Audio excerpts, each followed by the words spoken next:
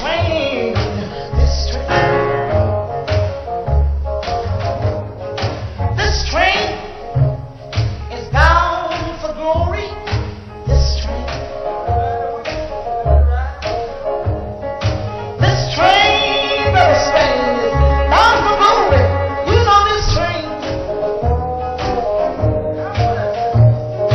This train is bound for glory. Everybody right here got to be holy because this train is a clean train. This train. But this train don't pull no liars. This train. We got to get off. This train don't pull no liars. This train. You know this train don't pull no liars, no false pretenders, and no backbiter because this train is a clean train. This train.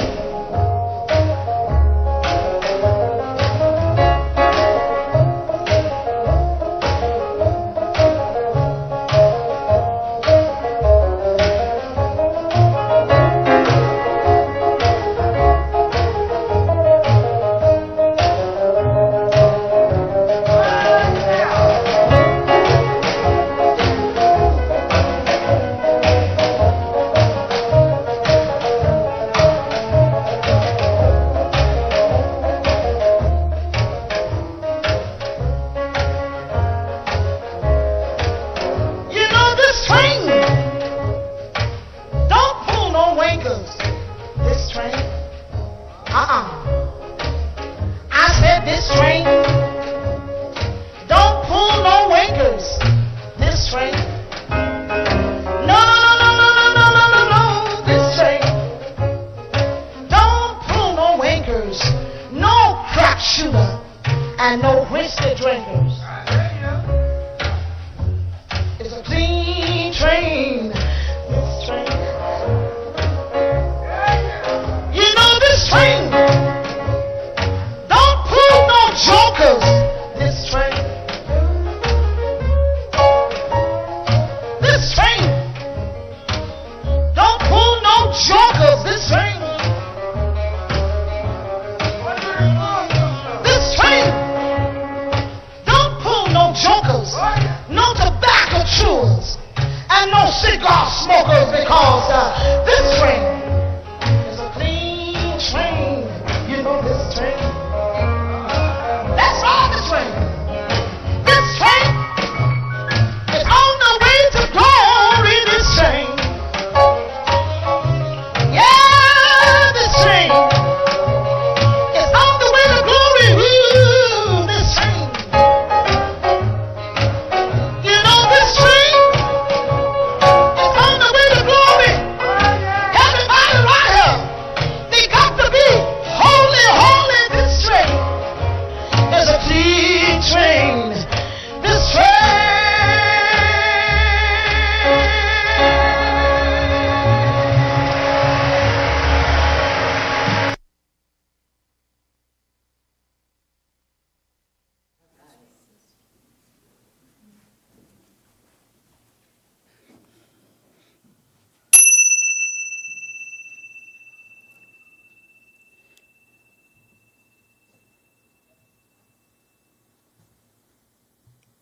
Welcome, friends, gathered in the sanctuary on Zoom and later on our YouTube channel. It is so good to be together. Welcome to the Unitarian Universalist Fellowship of Franklin, to the Smoky Mountains of Western North Carolina and Northeast Georgia, and the ancestral home of the Cherokee people. We're a lay-led congregation of progressive minds and caring connections for over 53 years. My name is Mary Teslow, and I'm delighted to be your service leader this morning. We extend a warm welcome to those who may be visiting with us today for the first time or returning after a while. We're so glad you're with us and look forward to getting to know you better. There'll be an opportunity to introduce yourself later in the service, and you can sign up for our newsletter in the guest book in the foyer. As we gather each Sunday, we take a moment to greet each other on Zoom and here in the sanctuary, affectionately the Zoomies and the Roomies. Roomies, please rise. Inspire your spirit, our wave hello, and stay standing for our gathering song. The wave hello, you turn to your right and wave to the camera above the door, and they will wave back to us for our folks on Zoom. And now our gathering song with our special Jude, yay, she's back, Spirit of Life. And we do the sign language version. If you're visiting, just kind of watch and follow along as you can. So, 2 verses. I'm not going to be caught by surprise because we love it so much.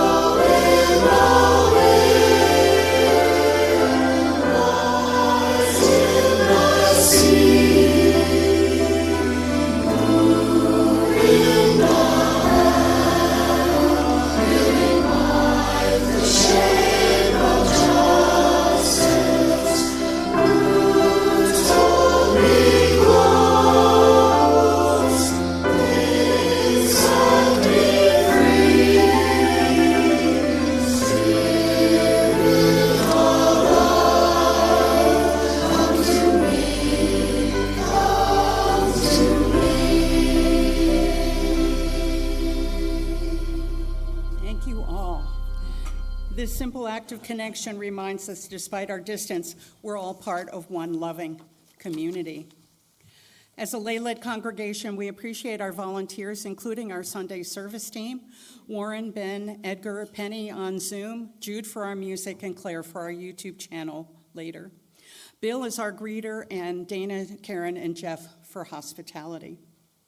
Now, any announcements for the congregation? We'll ask Zoom first, followed by those in the sanctuary.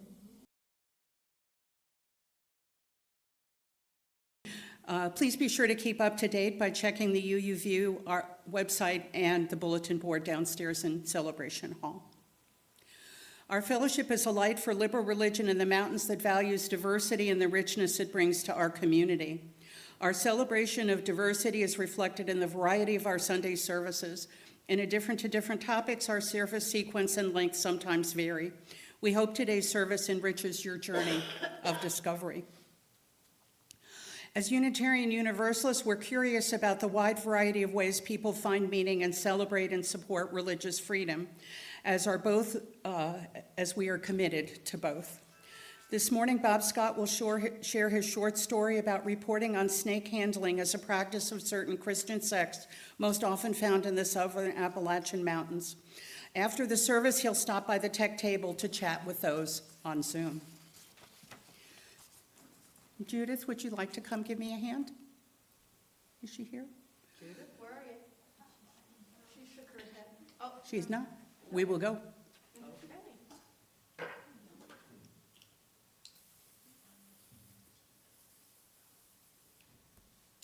For those who are visiting us, the chalice is the symbol of Unitarian Universalism. Our chalice lighting, we light this chalice to illuminate our curiosity about the many paths people walk in search of meaning. May this flame remind us that wisdom lives in many traditions, from the temples, mosques, churches, and sacred circles around the world to the hollers and ridges right here in Southern Appalachia, where faith mingles with folk song and mountain magic. May our questions draw us closer to understanding the beautiful tapestry of human faith and practice. Our opening words. In Appalachia, faith was often sung before it was spoken. Church music in the mountains grew out of old ballads, revival meetings, and the hard wisdom of daily life. Songs sped up, verses wandered, and harmonies rose where words alone could not carry the weight. Music became prayer, testimony, and hope all at once. These songs were not about perfect belief. They were about shared breath, shared rhythm, and the courage to sing together, especially when life was uncertain. In Appalachian church settings, music is a spiritual technology for opening the heart, like our prelude, The Train.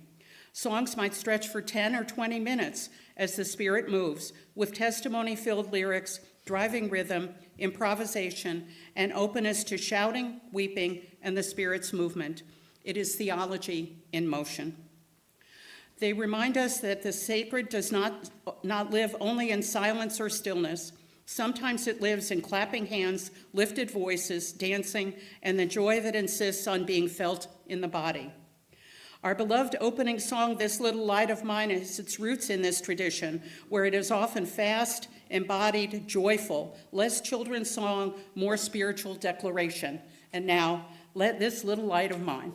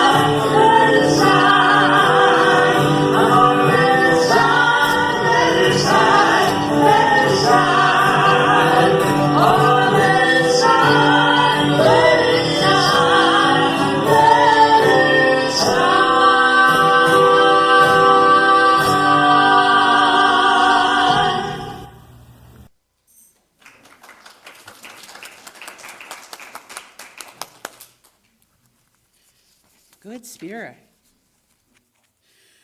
We are delighted to welcome back Bob Scott this morning. Bob Scott is a former mayor of Franklin who served 4 terms as mayor and 12 years as a council member. He was the chair of the North Carolina Mayors Association and a member of the Executive Council of the North Carolina League of Municipalities. Bob holds membership in the ACLU, the Freedom from Religion Foundation, the American Humanist Association, and several other organizations dealing with democracy and protection of the First Amendment. He's a strong backer of stricter gun control legislation. Bob is a graduate of Western Carolina University, has served in the South Carolina National Guard and the Army Reserve, and has been at Franklin since 1967. He is currently a freelance writer and photographer. Please join me in welcoming back Bob Scott.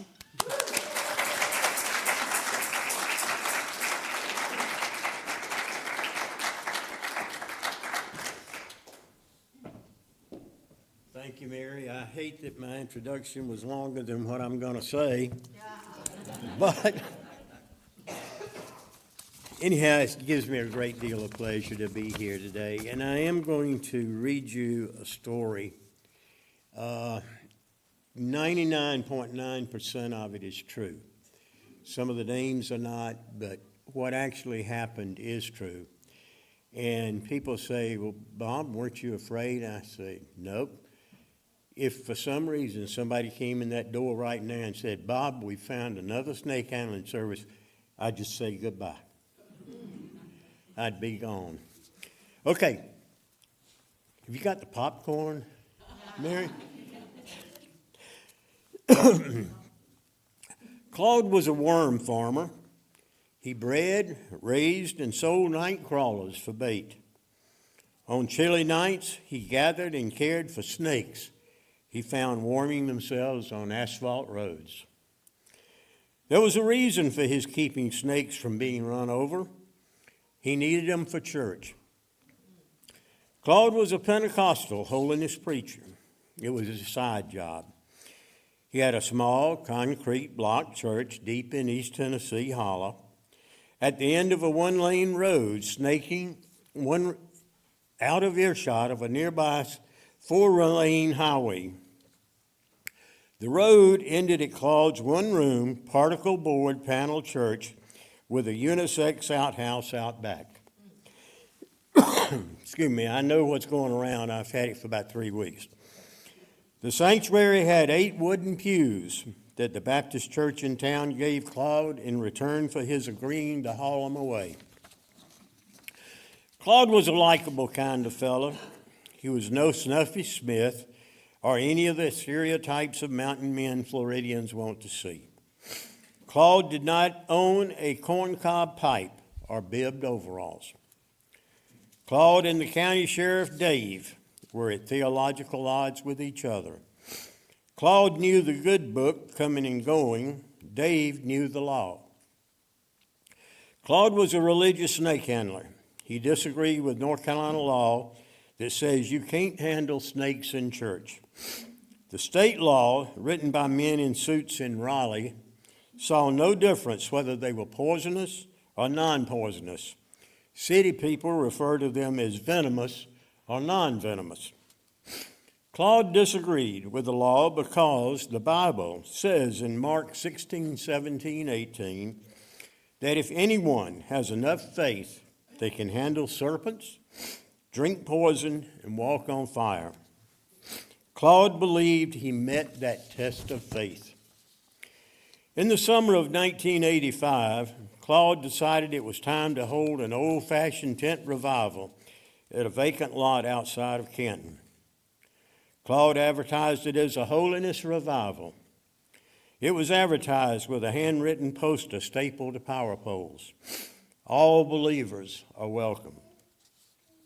Claude scattered bales of hay around the lot for followers and the curious to sit. Sheriff Dave was suspicious, so he and his deputy showed up to keep an eye on things. Claude didn't say there would or would not be snakes at the revival. Some of us knew Claude was going to test the law and the sheriff's patience.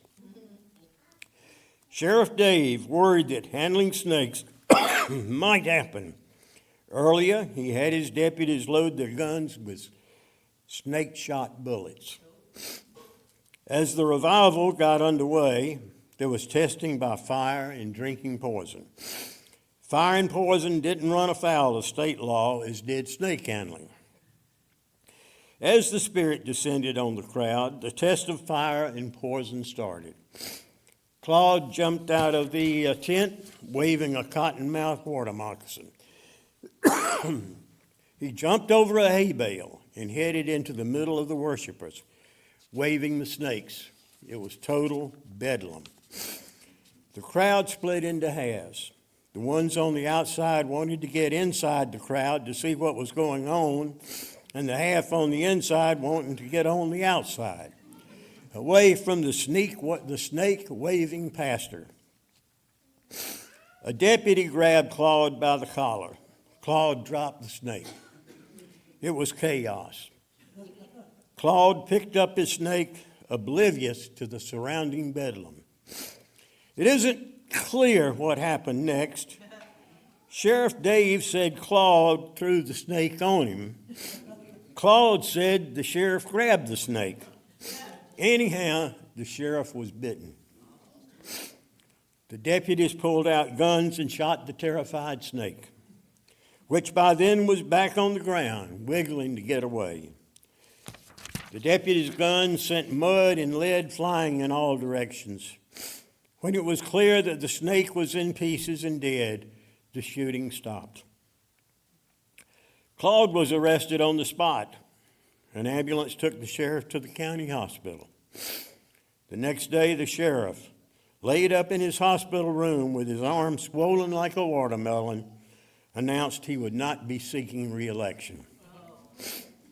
Being an old shoe leather type reporter, I could smell a developing story, one that might go national. I asked Claude if I could go with him to one of his services. He agreed. So on a Wednesday night, we piled into his battered two-door Ford Torino and headed for Newport, Tennessee on I-40. The back seat filled with boxes of snakes. Somewhere around Harmon Den, I noticed we were going about 90 miles an hour. I yelled at Claude, "Slow down. If we reckon them snakes get loose, there isn't a rescue squad in the United States going to come help us." Claude slowed down to 75. We stopped at a service station where Claude met a worm customer. The customer came over, stuck his head in the window, and looked at the boxes of snakes. There was a buzzing from a big rattler. The customer jumped back, hitting his head on the window rim. "What's the matter?" Claude asked. "Well, it don't take long to look at a snake," the customer said.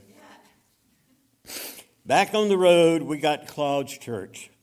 A member of the congregation, Brother Bud, greeted us. There were 24 people, women and children, in the congregation.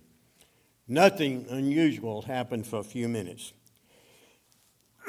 There was a beat-up piano, a guitar, and some cymbals they used to make music. Music that had a rhythm I had never experienced before. I found myself swinging to it. It seemed normal at first. Pardon me.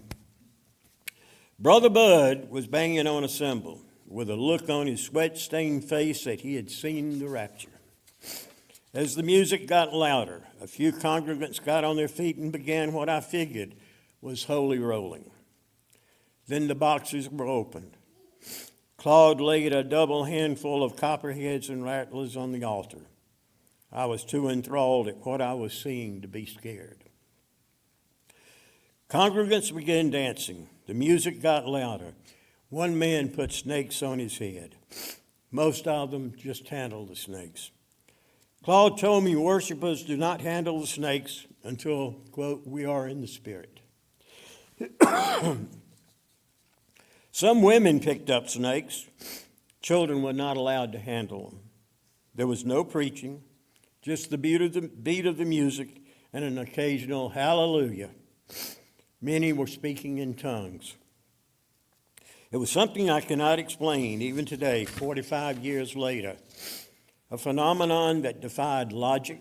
I still think about it. The service was over. The snakes had been handled. They were rounded up and put back into boxes. Claude and I were back in the Torino with the boxes stowed safely in the back seat. We drove back, mostly in silence, to Haywood County. Claude kept fighting to have North Carolina do away with laws prohibiting snake handling in church as a violation of freedom of religion. I figured that was the end of my snake handling story, but it wasn't. Months later, I got a call from one of Claude's close relatives. Claude was bitten by a timber rattler during the service. He was refusing medical care. He died in agony after lingering for nearly 36 hours. He told his followers, up to his final whispered breath, that God would save him. In a talk with Claude before his death, he told me he had been bitten before with no ill effects. I think he believed he was invincible because of his faith. Claude was drinking poison when he was bitten. An autopsy showed the poison may have contributed to his death. I went to Claude's funeral near Copper Hill, Tennessee. Many of his followers were there to pay their respects. There was a tense moment when some stood. They said they believed God was going to raise him from the dead. The pallbearers carried Claude's coffin down the aisle and out to the cemetery. Claude was buried. I stood beside his grave and thought to myself what it meant to him to practice his religion. Thinking to myself, do we really have freedom of religion? Sometimes fate has a way of making me question life. Months later, I read an Associated Press story about a man dying from a snake bite at a rural Tennessee church. It was Brother Bud. So there's my story. And if anybody has questions, I'll see if I can answer them. I don't know that I can. I saw it. It was real. And makes you believe. Dan, how are you? There's a little water right here. Is there any questions? No questions. We're going to need Yes, to wait. ma'am. We're going to need to wait for a microphone, but there's some water right there. Oh, I'm fine so Okay. far. So far. Well, good. Oh, I see. Waiting for that microphone. They Okay. need to be able to Can you hear me? on Okay. Zoom. I understand. I was just curious as if this is still going on. I don't think so. At least if it's still going on, it's much further underground than it used to be.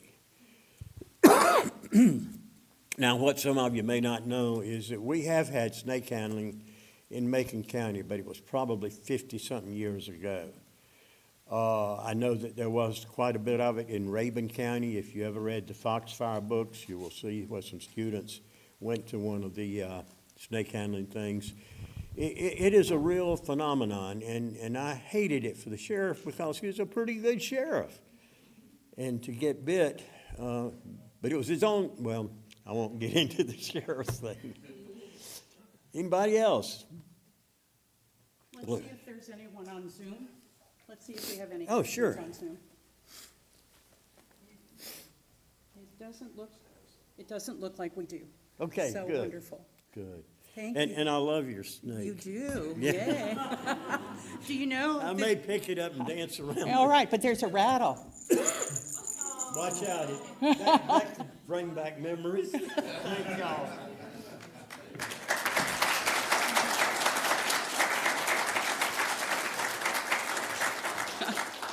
Thank you, Bob, for sharing that. Helps us appreciate our region all the more. We're grateful for the opportunity to learn more about our region and about the many paths people walk in search of meaning. We're also grateful for all the diverse gifts of time, talent, and treasure that are given by so many in love and in hope.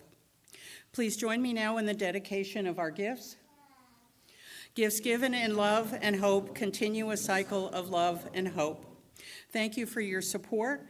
All financial gifts are appreciated. There's an offering plate at the sanctuary entry where there are also stamped addressed envelopes to mail. Donations are welcome electronically, including a PayPal link on our website and in the UU View. There's also a celebration jar here and a basket for coffee hour donations downstairs in Celebration Hall.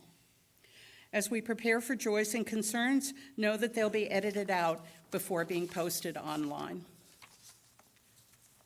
It's a joy to welcome visitors this morning. If you'd like to introduce yourself, please raise your hand on Zoom first, and then we'll ask for those in the sanctuary. A pebble cast into a pond causes ripples that spread in all directions. We now invite you to share the joys and concerns you carry in your hearts.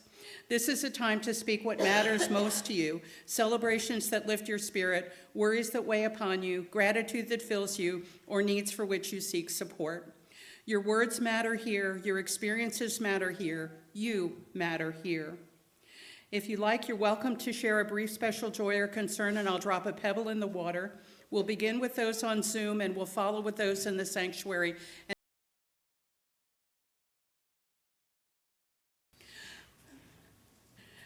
After service, we invite anyone who wants to come up and visit the snake or rattle the rattle. And we also have slap bracelets. There we go. Yay. So you can come up and get a slap bracelet. Very safe, very safe. Yeah. A last final pebble as we acknowledge our shared joys and concerns, our celebrations and struggles and hopes and our heartaches. May we know that we do not carry our burdens alone and that our joys are multiplied when shared. May we hold one another gently in our hearts, remembering that we belong to one another. And now I invite you to a minute of silence. You may choose to meditate, pray, reflect on something you heard here today, or simply sit silently in community with others, and I'll bring you back with the chimes.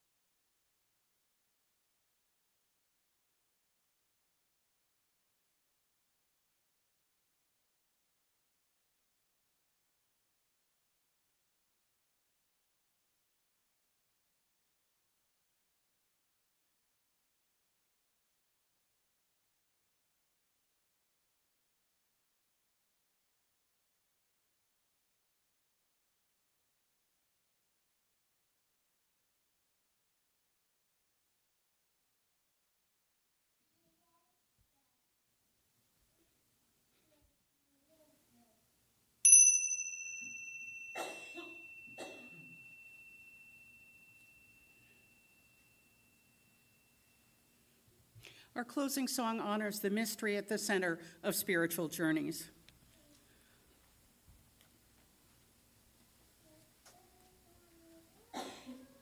Well, good morning, everyone. This is a song written by Iris DeMent that I wanted to do here for a long time, and we didn't plan it this way, but it ties in, I think, very well with the story Melanie told us earlier about her childhood. Iris DeMent was born in the Deep South into a traditional, probably Baptist religious family, and learned all the very literal beliefs as a child. And somewhere along the line, she too decided that some of these ways of thinking didn't quite work for her. And as another old song says, well, some of this ain't necessarily so. And also apparently she discovered how wonderful it is in the not knowing. And so she titled this song, Let the Mystery Be.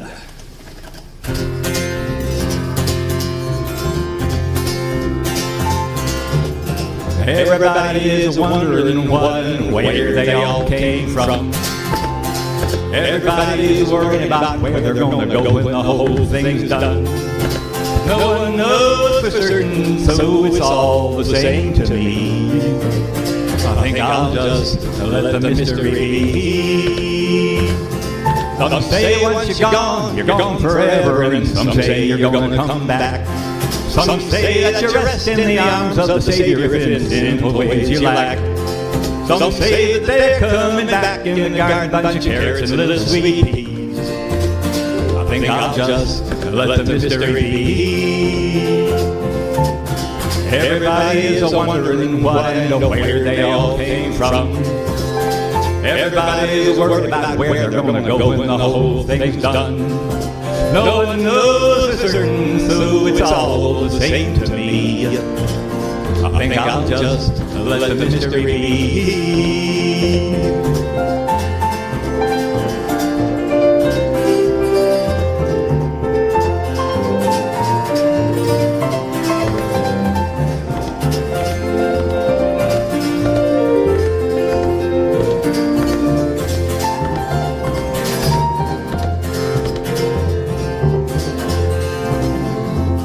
Some say that they're going to a place called Glory and I same day fact. But I've heard that I'm on the road to purgatory and I don't like the sound of that. Well, I believe in love and I live my life accordingly. But I think I'll let the mystery be. And I choose to let the mystery be.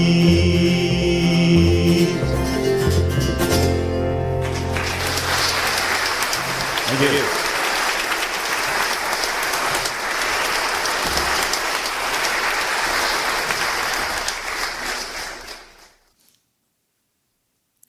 Our closing words.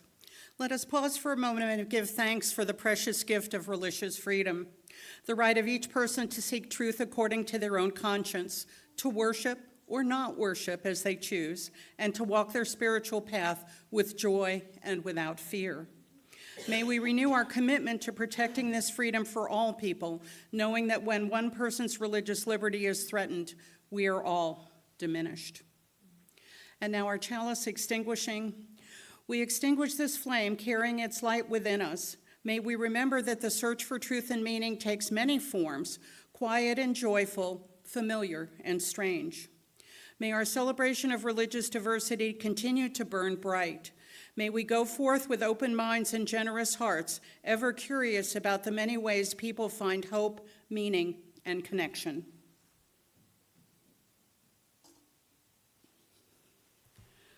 We know you have many options on how to spend your Sunday morning, and we're deeply grateful that you chose to be in community with us. Following the service, those on Zoom are invited to continue the conversation, and Bob will stop by briefly to the tech table to chat. Those in the sanctuary invited to social time downstairs in Celebration Hall. Visitors, some of our more extroverted members and friends will use red cups so you can easily find those people who love to chat.